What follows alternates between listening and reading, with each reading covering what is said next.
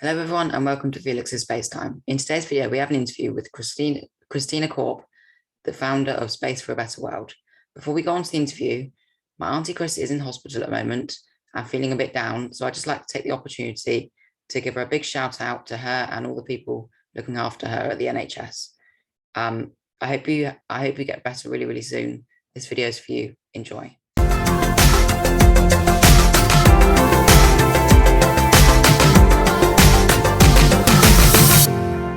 Same type, we're go, flight. Okay, we're go. We're go, same type, we're go. Thank you so much for coming on here for an interview. For those who are not familiar with you and your work, could you tell everyone a bit about yourself? Sure. My name is Christina Korp. I am known as the Astronaut Wrangler, and I am known as that because I work with several astronauts, and I used to manage Apollo 11 astronaut Buzz Aldrin. Amazing. It's lovely to be able to talk to you today. When and how did you first get interested in space and spaceflight? So I guess you could say I've always had a fascination with space because my grandmother was really into astronomy, and so she would sometimes, just share her fascination with looking up at the stars. And I think it's something that every kid, naturally has, looking up at the moon and the stars. But other than that, I have to be honest, I did not think that I would have anything to do with space. I was a professional singer. I was in a family band growing up. Actually, when I was your age, I was in a band with my sister and my brother and my dad. That's how we supported our family. We had a family band and played 4 to 6 nights a week, playing music. And so when I was 22 years old, I left the band to move to Los Angeles to become a rock star. And for a long time, I just did music and was a professional singer who toured all over the world.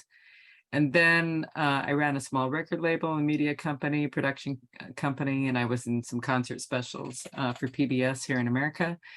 And then after a while, I was running myself down, and I needed to have a nice, quiet, boring life, I thought. And so I answered an ad to work for Apollo 11 astronaut Buzz Aldrin. So that is how I got into space. It was not the plan for my life. It was kind of not an accident, but it wasn't, I didn't take the job thinking, oh, I'm going to go work in space now. But what it has done is open up this kind of incredible world of possibilities in space for me, and space inspiration. Wow, that's amazing. So like you said, you used to be Buzz Aldrin's manager, and I believe you're now Charlie Duke's and Nicole Stott's manager. Is that right? So I work with several astronauts. So I work with Charlie Duke, Apollo 16, 10th man to walk on the moon, Nicole Stott. I work with Cyan Proctor from Inspiration 4. I also work with Susan Kilrain, the second woman and youngest person to pilot the space shuttle.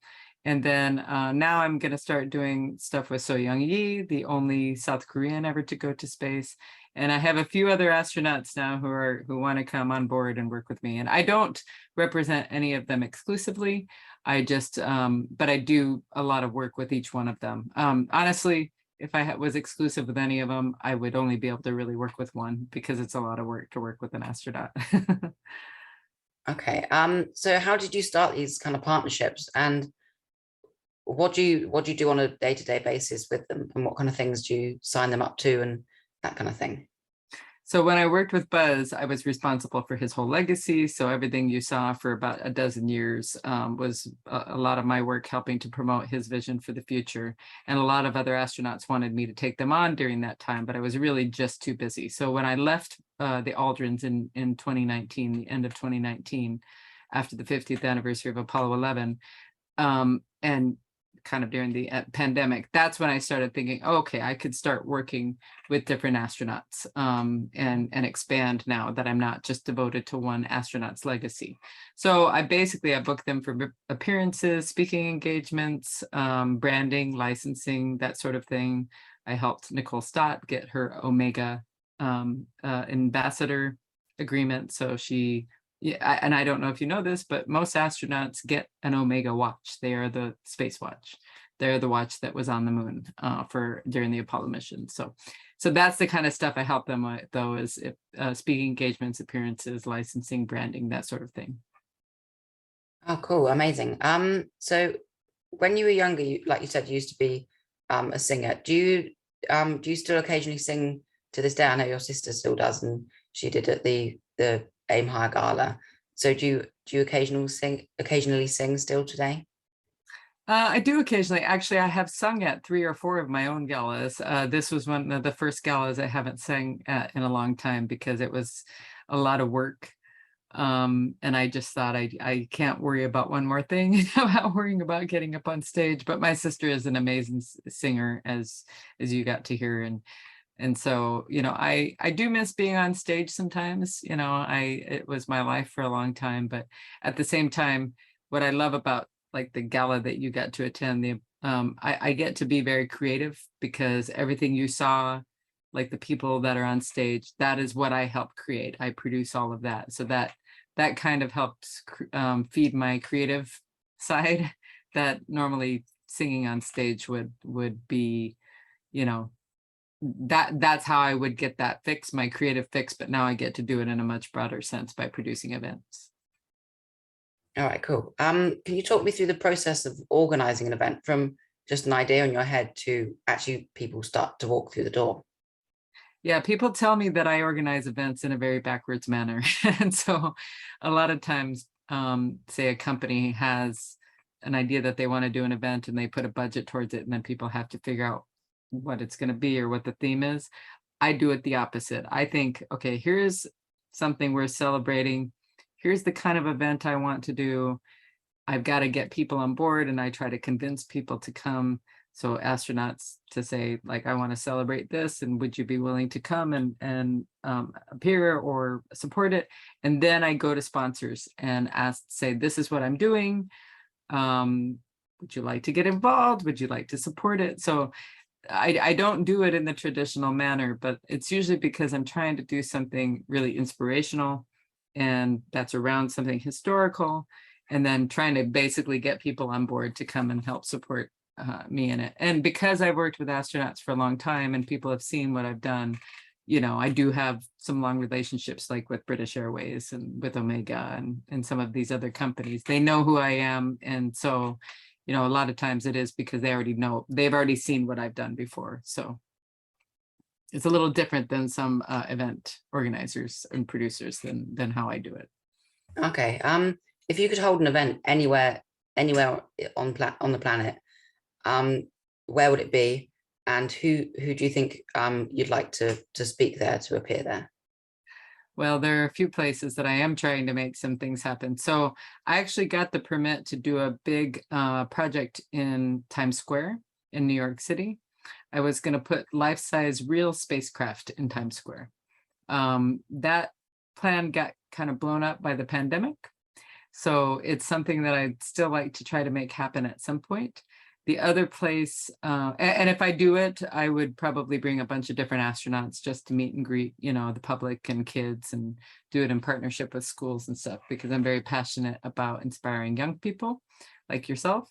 And the other place is another project I've been working on for a couple of years, almost a few years now, is to add women to Mount Rushmore through high-powered digital projection. Through light, not chiseling the mountain, but just adding like a projection of women and telling the history and the story of women, inspirational women who've helped change the world.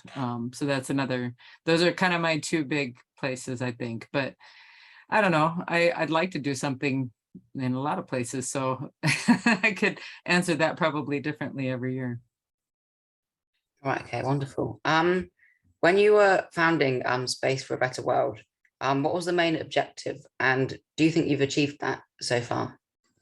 I don't think I've achieved it yet. It's something I think it will be a work in progress for a long time. But the reason I started Space for a Better World was because I was producing one of the Apollo galas. I think it was probably the 50th anniversary gala for Apollo 11. And I had some, person say to me, oh, some of our network isn't going to support this because they're eco-friendly. They care about the environment. They don't care about space. They care about our planet. They care about Earth. And I said, well, that's a big misconception, that space has nothing to do with saving our planet. I can give you all kinds of examples of the ways that space is the key, I think, to solving a lot of the world's biggest problems. And that's where that really started, where I wrote a one-pager trying to explain all the ways that space is helping with climate research and things like that. And And so I had been thinking about it already for a while, but then I started doing inspiration projects.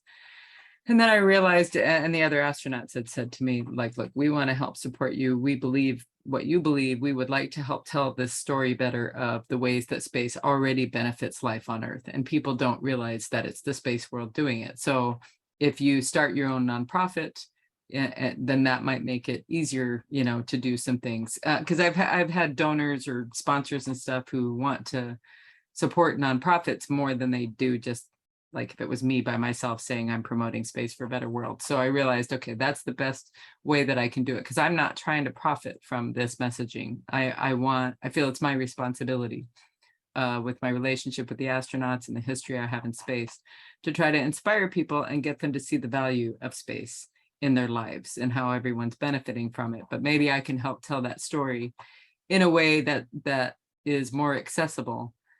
Since I come from outside of space and I'm really an entertainment person who fell into this, maybe I can tell it in a way that the average person can understand it better when it's not so technical.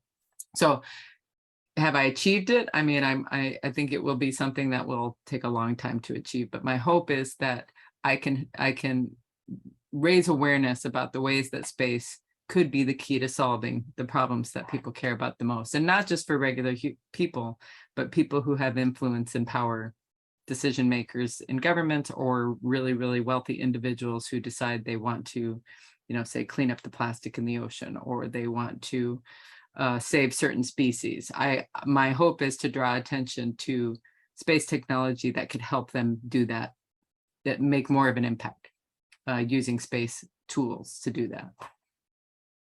Oh, okay, wonderful. You've organized hundreds of events over the years, and at the end of the day, what do you believe your best planned event so far is? My best planned event. Well, I mean, I'm pretty proud of the one I just did in London, because it was the first time that I actually did a big event like this from another country. It was a good learning process, So I brought 11 astronauts, which is the first time I've ever actually had that many astronauts participate in events that we did. 6 women, 5 men. So, I mean, I suppose every time you do an event, you feel like that's the next big challenge that you've done, and then you finish that and you think, what's the next one? So for instance, I'm trying right now to work. I'm trying to determine if I'm going to do a gala for the 50th anniversary of Apollo 17. Which is this December. It's the final 50th anniversary of the Apollo missions. So if I do that, maybe that will be the next one. I will say the 50th anniversary of Apollo 11 in 2019, I did at Kennedy Space Center and had several Apollo astronauts here and a lot of different astronauts in the audience. But that one, we had a Duran Duran concert as part of the gala at the end, and it was in the Rocket Garden. It was awesome, with Duran Duran on stage outside with thousands of people there and the Rocket Garden behind them. And unfortunately, fortunately or unfortunately, Kennedy Space Center Visitor Complex, they have built a big building there now called Gateway. There's a new experience, so there will never be another concert there like that again. Like, we were the only ones who ever did that. So Duran Duran, that was pretty cool. All right, okay, cool. You're a very big activist for women's rights, especially with your with the Look Up to Her movement. What does this movement mean to you, and what do you believe sparked such a big interest in being an activist for women's rights? I get a lot of criticism actually from some, mostly guys, saying, why do you have to make it about women? The reason that it's important, especially for someone like me who has gotten to do a lot of amazing things as a woman in business, especially in the very male-dominated field of aerospace, is to, first of all, show representation of that it is possible for a woman to reach a certain level. And so the Look Up to Her is actually about that Mount Rushmore project, because the idea is we all have women that we look up to, whether it's our mother or our grandmother or a teacher or someone that we work with. But the fact of the matter is that women, there are hardly any monuments to women. There are hardly any big things that honor women and their contributions. We see tons of statues or monuments to men, and not to discount the accomplishments of the men, but I feel that women need to be honored and recognized at that same level. And so the reason I'm so passionate about it, number one, I'm a woman. I used to be a little girl who had big dreams. And I want to help shift the thinking, not only of people who are trying, who say they want to lift women up and get them into, say, aerospace, which is male dominated, but also get women to believe that they can be a part of it. Because I also think that women and girls somehow get conditioned to not believing that it's going to be possible for them. And I tend to think more like a guy does.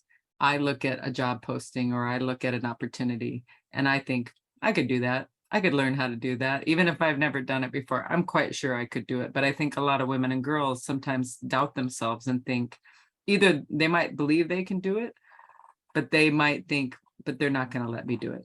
Even if I apply, they're not going to give me that job or they're not going to give me that opportunity. And so, and so a lot of times women and girls stop themselves from even trying. So that's something that I really want to try to inspire them to believe that they can and to go for every opportunity. And I focus on women and girls because there is a big, huge difference in who is in leadership is men versus women. So some people, sometimes on social media, I get people who attack me saying, quit making it about women and girls. And why are you discounting the boys? Well, I'm not. But I do want to help inspire more women and girls to believe that something is possible for them, and to be willing to take the risk to go and apply for a job or go for an opportunity or try something they've never done before. And hopefully I can help light that spark of, them believing in themselves. That's my motivation. Thank you. That was an amazing answer. What's your plans for the future? I want to continue to do inspiring events. I'm very passionate about STEAM education, not just STEM. I think that, kids today are really fed a ton of information and there's this stress on education, and I think it's important, but I think the inspiration part is really equally as important. And I don't know that it's promoted as much as it should be.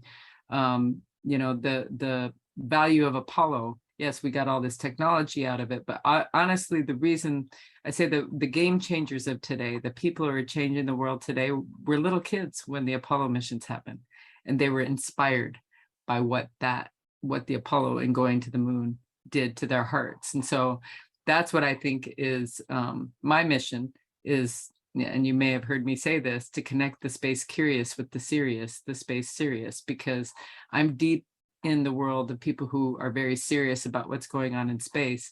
But I know there are a lot of people who are curious about it, who, maybe are on the outside looking in thinking, I'm not smart enough, I'm not good enough, I can't fit in this. And I'm here to say, you do, you can't, you are smart enough, you do have a place here. There's a lot of opportunity.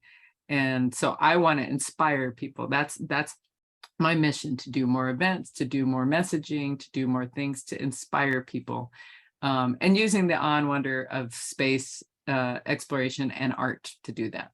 That's my mission. So you'll see lots of projects coming out of me, but that's the ultimate goal, is to try to inspire people through space. Amazing. That's all the questions I've got for you today. Thank you so much for coming on here for an interview.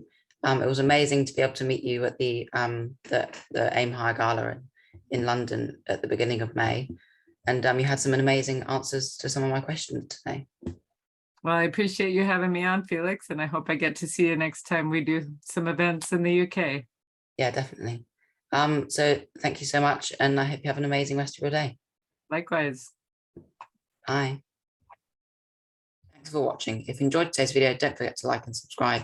Bye.